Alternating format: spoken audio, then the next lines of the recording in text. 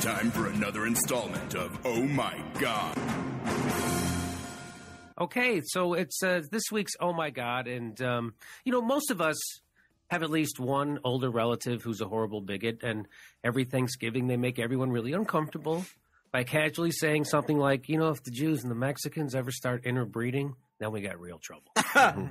And for those of you who don't have such a relative, there's Pat Robertson. He's like that guy for all of America. And yes, he too makes things very uncomfortable in front of the other industrialized nations. Mm-hmm. So here's a little Pat Robertson for you, talking about, because New York voted to allow gay marriage, and Pat Robertson had a response.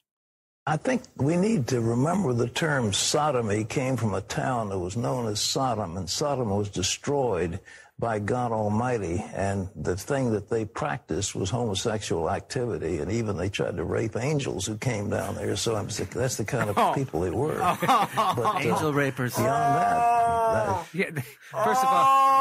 Oh, God, I'm going to give birth to outrage. I just want to and everybody, can I just ask everybody in San Francisco, please stop raping the angels. Okay. What'd they ever do to you? What'd they ever do to you? And that's different. What were they wearing, though? That's what I want to know. I want to know what those angels were wearing. But that's different. They were wearing those. They were teasing us from the long-running show "Raped by an Angel." Well, they're wearing the fuck me wings. Okay, there's more. Jesus didn't, when he spoke of Sodom, he didn't say anything about the homosexuality. He talked about just the fact that business was as usual until God decided to just destroy it.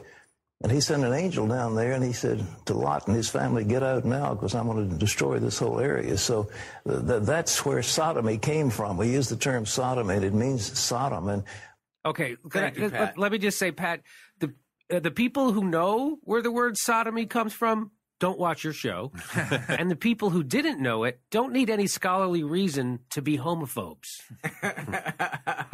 And Jesus did not preach homosexuality. He's just hanging around with his 12 male friends all the time. It was implied. Yeah. It was implied. No women anywhere to be seen. Was this on his TV show that he was saying this? On the 700 Club. But let me just say that, we all, did anyone ever think that Sodom wasn't destroyed by God?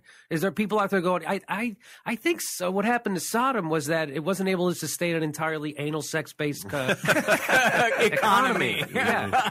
Is that what people, there's more, he's got more. What's it like? Well, we're heading that way as a nation, and in history, there's never been a civilization ever in history that has embraced homosexuality and turned away from traditional fidelity, traditional marriage, traditional child rearing, and has survived.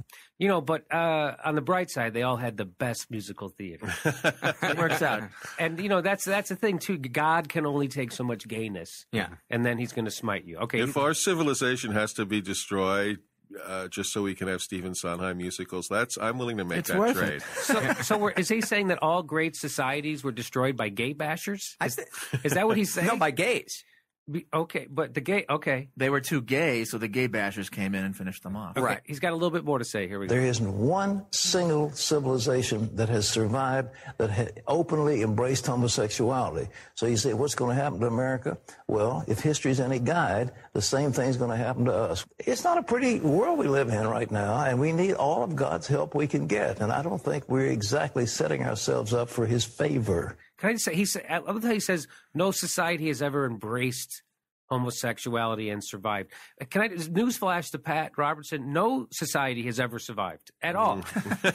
They all die eventually and change into something else. That's the way civilization works. That's the way history works. And he'd know that if he ever read anything else besides a 2,000-year-old magic book and Reader's Digest. And he said in there, it's not a pretty world. Has he ever gone to a gay neighborhood? It's so beautiful. They make it so charming and beautiful.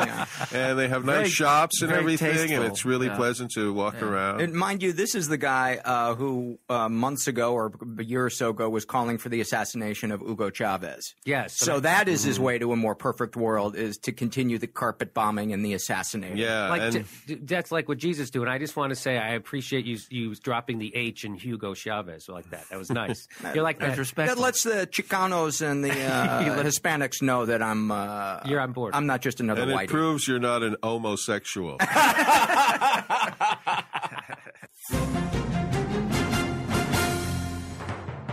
This has been Oh My God. 10 years ago, I groped a lady so hard that it made a baby. It was a miracle.